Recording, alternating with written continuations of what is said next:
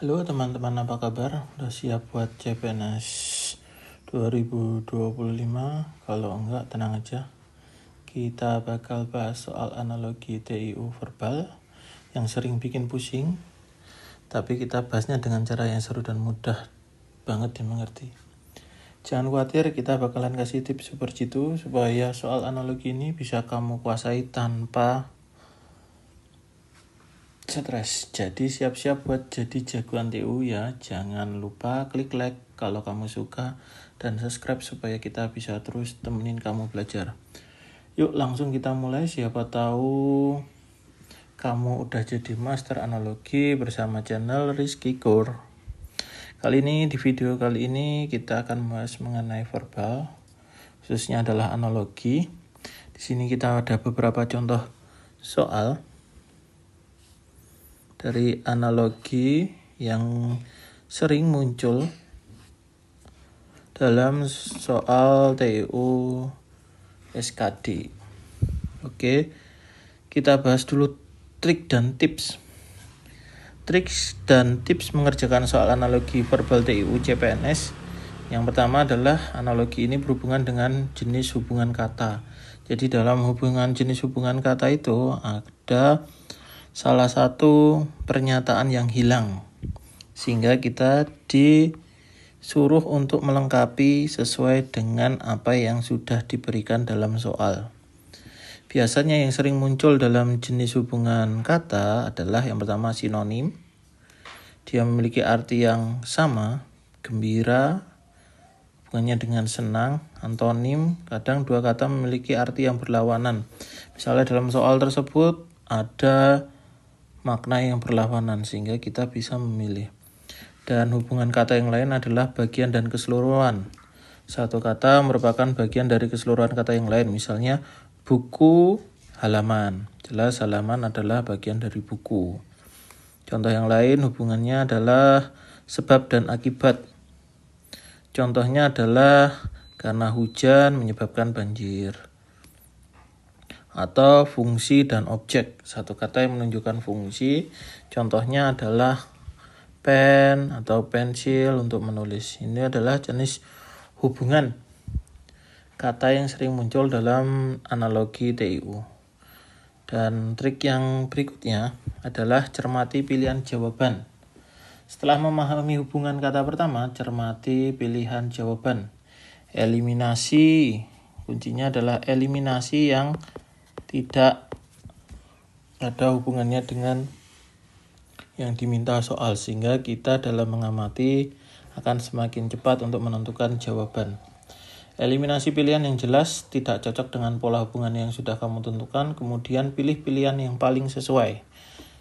Yang ketiga, cari pasangan kata dengan pola yang sama. Biasanya soal analogi memiliki dua pasangan kata yang saling berhubungan.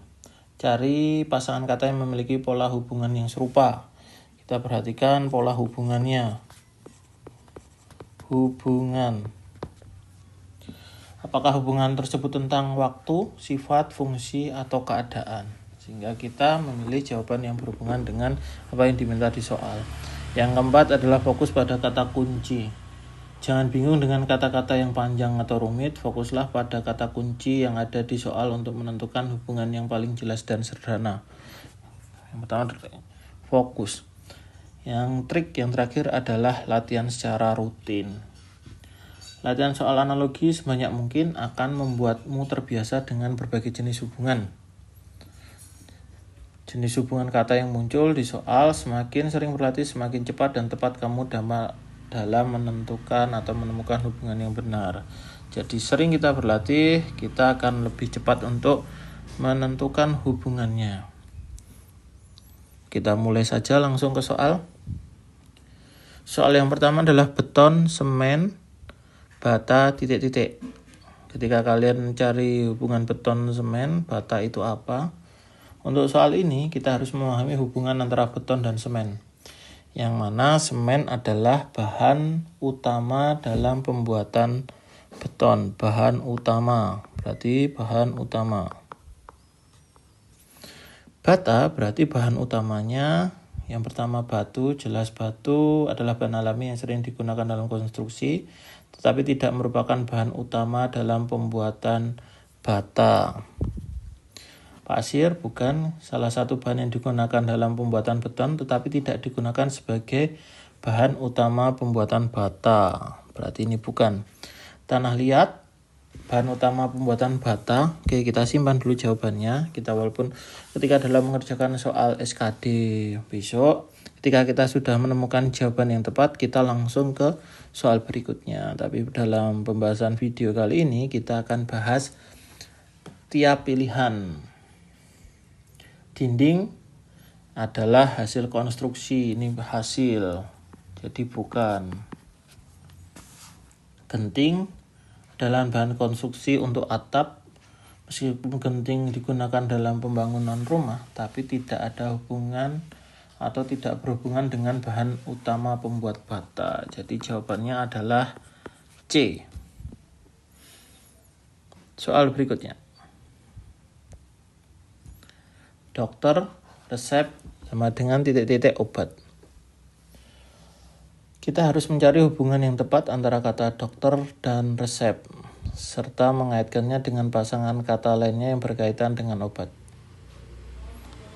Dokter memberikan resep untuk obat. Jadi kita mencari profesi atau entitas yang memiliki hubungan dengan serupa, yaitu yang berhubungan dengan pemberi atau pengelola obat. Yang di sini adalah pemberi. Resep diberikan oleh dokter dan obat diberikan oleh perawat. Tenaga medis yang merawat pasien, tetapi perawat tidak memberikan obat secara langsung. Perawat lebih bertugas memberikan perawatan dan bantuan medis lainnya sesuai instruksi dokter. Bidan juga tenaga medis yang fokus pada bidang kebidanan, seperti membantu proses persalinan. Meskipun bidan mungkin memberikan obat dalam beberapa kasus, peran utama mereka tidak berkaitan langsung dengan pemberian obat secara umum, melainkan persalinan. Apoteker adalah profesi yang berhubungan langsung dengan pemberi obat. Jadi jawabannya adalah C. Apoteker bertanggung jawab untuk menyiapkan pemberi dan memberikan informasi tentang obat sesuai dengan resep yang diberikan oleh dokter. Hubungan ini sangat mirip dengan hubungan antara dokter memberikan resep, karena apoteker memberikan obat sesuai dengan resep dokter. Oke, jawabannya adalah C. Sedangkan untuk farmasi adalah ilmu yang mempelajari obat dan pengelolaannya. Jelas bukan. Dan rumah sakit adalah tempat di mana berbagai layanan medis. Ini adalah tempat. Jadi jawabannya adalah C. Kita lanjut soal berikutnya. Titik-titik cangkul sama dengan nelayan jaring. Kita perlu mencari hubungan antara cangkul dan petani serta jaring dengan nelayan. Cangkul adalah alat yang digunakan oleh siapa, walaupun di sini sudah ada jawabannya. Kita bahas nelayan adalah untuk menangkap ikan menggunakan jaring, atau nelayan menggunakan jaring untuk menangkap ikan. Kita bahas tiap pilihan. Sawah adalah tempat untuk bertani, tetapi sawah bukanlah alat yang digunakan oleh subjek. Jadi ini tempat, bukan. Petani adalah profesi yang menggunakan cangkul, sama dengan nelayan adalah profesi yang menggunakan jaring, sehingga jawabannya adalah B. Kita cari hubungan hubungan yang sudah diketahui di soal. Jadi kita sangkut pautkan dengan apa yang dicari dalam soal tersebut. Kemudian C, bajak adalah digunakan untuk membajak tanah yang digunakan oleh petani, namun ini bukan profesi. Panen, jelas bukan, adalah proses memetik hasil pertanian. Ini adalah pekerjaan. Sedangkan cangkul di sini adalah untuk bertani, sehingga ini bukan. Tanam, jelas bukan, adalah yang dilakukan petani menggunakan cangkul. Ini adalah juga bukan profesi, hingga jawabannya adalah B. Soal berikutnya, sarung tangan titik-titik petinju sama dengan titik-titik dan titik-titik. Kita perlu memahami hubungan antara sarung tangan dan petinju. Sarung tangan adalah alat yang digunakan oleh seorang petinju untuk bertinju. Oleh karena itu kita mencari pasangan kata di mana satu kata merupakan alat yang digunakan oleh profesi tertentu. Ini adalah alat, yang ini adalah profesi.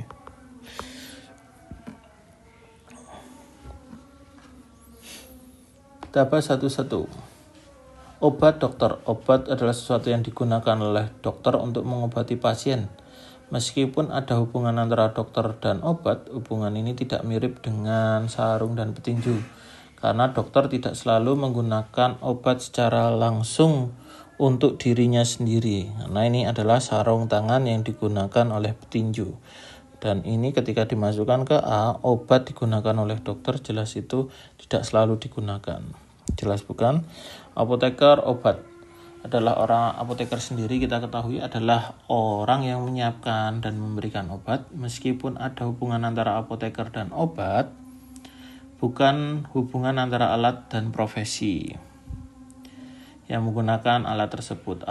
Apoteker memberikan obat tetapi tidak menggunakan obat tersebut sebagai alat dalam profesinya. Petenis dengan raket. Petenis menggunakan raket sebagai alat utama dalam pertandingan tenis. Ini merupakan hubungan yang serupa dengan sarung tangan yang digunakan oleh petinju. Hubungan ini antara alat dan profesi. Yang ini alat, yang ini adalah profesi. Oke, jawabannya adalah C. Kita bahas dulu yang soal berikutnya. Kita bahas dulu untuk pilihan berikutnya, yakni wasit pemain. Wasit adalah orang yang mengatur jalannya pertandingan, sedangkan pemain adalah orang yang bertanding. Meskipun ada hubungan antara wasit dan pemain, ini bukan hubungan antara alat dan profesi. Ini juga bukan. Biola dan violis. Biola adalah alat yang dimainkan oleh seorang violis. Ini bisa tampak seperti hubungan yang mirip, tetapi dalam konteks ini sarung tangan digunakan untuk pertandingan, sementara biola lebih kepada seni musik. Hubungan ini tidak sekuat hubungan antara alat pertandingan dan profesi. Jadi ini bukan. Kenapa C dan D kita memilih C? Karena sarung tangan dan petinju ini digunakan, kita fokuskan lagi lebih spesifik ketika kita memiliki dua jawaban yang hampir sama. Kita spesifik fokus kemana antara hubungan tersebut. Sarung tangan dan petinju berarti untuk sebuah pertandingan, petenis dan raket juga untuk pertandingan. Kalau biola violis dia biasanya dalam bidang seni musik. Jadi jawabannya adalah C. Ketika kita memiliki dua jawaban yang hampir sama, kita lebih cari fokus atau makna khusus lagi dari soal tersebut. Soal berikutnya, datang titik-titik sama dengan akhir. Datang merujuk pada kehadiran atau memulai suatu peristiwa, sementara akhir menunjukkan kesudahan atau penutupan. Jadi kita perlu mencari pasangan yang memiliki hubungan serupa antara dua kata, di mana satu kata awal atau peristiwa dimulai dan kata kedua adalah akhir atau peristiwa selesai. Jadi jawabannya adalah ketika kita memilih awal dan tiba adalah titik waktu di mana sesuatu dimulai. Sedangkan tiba lebih merujuk pada kedatangan atau peristiwa yang mulai terjadi, namun hubungan ini lebih terfokus pada waktu dan bukan urutan peristiwa yang tepat. Sehingga ini tidak tepat. Pergi dan awal, pergi kebalikan dari datang, dan yang berhubungan dengan akhir atau penutup suatu peristiwa. Sedangkan awal adalah titik dimulainya suatu peristiwa. Jadi pergi bisa diartikan sebagai akhir dari suatu peristiwa, sedangkan awal adalah titik dari permulaan. Dan kita simpan dulu jawabannya. Bisa saja datang lawannya pergi, awal lawannya akhir. Kemudian terlambat, depan jelas bukan, tidak ada hubungan langsung dengan datang akhir. Terlambat lebih mengacu pada keterlambatan waktu. Depan lebih menunjukkan pada posisi. Ini posisi, ini waktu. Jelas bukan? Masuk, belakang. Masuk merujuk pada pergerakan menuju suatu tempat, sementara belakang pada posisi. Ini posisi. Hadir, modern. Hadir adalah bentuk hadir ada datangnya seseorang, sedangkan modern lebih dengan waktu atau era. Ini adalah era, jelas ini bukan. Jadi jawabannya adalah pergi dan awal. Datang lawannya pergi, awal lawannya akhir. Oke, kita lanjut soal berikutnya.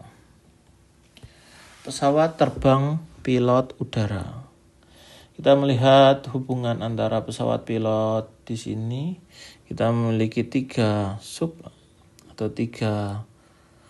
keterangan yang saling berhubungan, sehingga kita harus mencari hubungan yang saling berkaitan antara 3 bagian tersebut.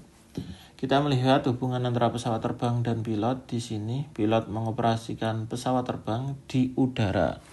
Ini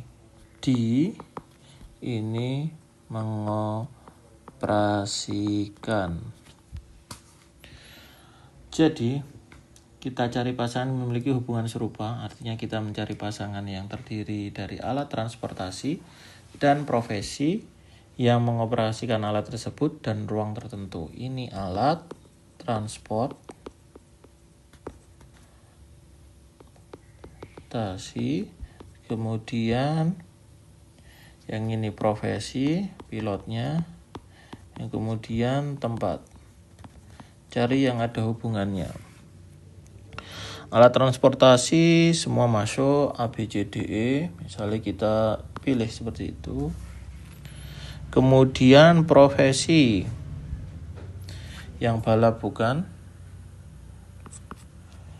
Masinis oke, montirnya montir yang menggerakkan bukan. Mobil masuk bisa. Dan delman dikendalikan oleh kusir bisa. Jadi yang B salah dan E salah. Kemudian kita cari tempat. Oke, kereta api digerakkan atau digerakkan oleh masinis di rel. Oke, bisa. Mobil sopir. Mobil dikemudikan oleh sopir, tetapi mobil bergeraknya di jalan, bukan di garasi. Kemudian delman, kusir mengendalikan delman, dan delman bergerak di darat, bukan di kuda. Kudanya bukan. Berarti jawabannya adalah B. Kita bisa menggunakan cara seperti ini, yakni mengeliminasi satu bagian, kemudian bagian kedua dan bagian ketiga. Ketika kita sudah mengetahui bagian-bagian ini mengandung keterangan apa. Ya. Contohnya adalah pesawat, pilot, dan udara. Kita lanjut, ikan, insang, dan laut. Dalam soal ini kita harus menemukan hubungan yang tepat antara ikan dan insang serta laut. Dan dengan salah satu pilihan jawaban yang tepat dari pilihan A, B, C, D, E. Hubungan yang jelas adalah bahwa insang adalah organ. Ini organ. Kemudian insang digunakan oleh ikan untuk bernapas di laut. Jadi kita harus mencari pasangan yang memiliki hubungan serupa, yaitu organ atau alat. Ini alat. Kemudian laut itu tempatnya. Yang ini adalah subjek. Kita bahas satu persatu, yakni yang subjek. Subjek bulan bukan, ayam bisa, kesehatan tidak, manusia bisa, kereta api bisa jadi subjek, bisa jadi objek. Kemudian dia organ adalah yang menggunakan. Jadi ikan menggunakan insang, kereta api menggunakan rel, ayam menggunakan kandang, jelas tidak. Kemudian rel, kereta api menggunakan rel itu aslinya sudah tidak tepat, tapi kita masukkan terlebih dahulu. Kemudian tempat, gerbong, jelas bukan. Dan manusia menggunakan paru-paru di darat, jelas manusia itu bernapasnya di darat. Jadi jawabannya adalah B. Jadi kita untuk mengerjakan kita bisa mengeliminasi tiap pilihan. Tapi ketika kita sering mengerjakan soal, kita akan memiliki kemampuan dalam scanning soal tersebut, sehingga akan menghemat waktu. Oke teman-teman, semoga video kali ini bisa membantu kalian memahami analogi TIU verbal dengan lebih mudah dan nggak bikin pusing lagi. Kalau ada yang masih bingung, tulis saja di komentar, kita bahas bareng-bareng. Jangan lupa terus latihan soal, karena semakin sering latihan, semakin keren jawabannya. Jangan lupa juga buat like, share, dan subscribe supaya kamu bisa jadi juara TIU dan lolos dalam seleksi CPNS. Dan kita bisa belajar terus bareng. Sampai jumpa di video selanjutnya. Semoga lulus CPNS jadi hadiah terindah, karena waktu tidak akan kembali lagi. Terima kasih.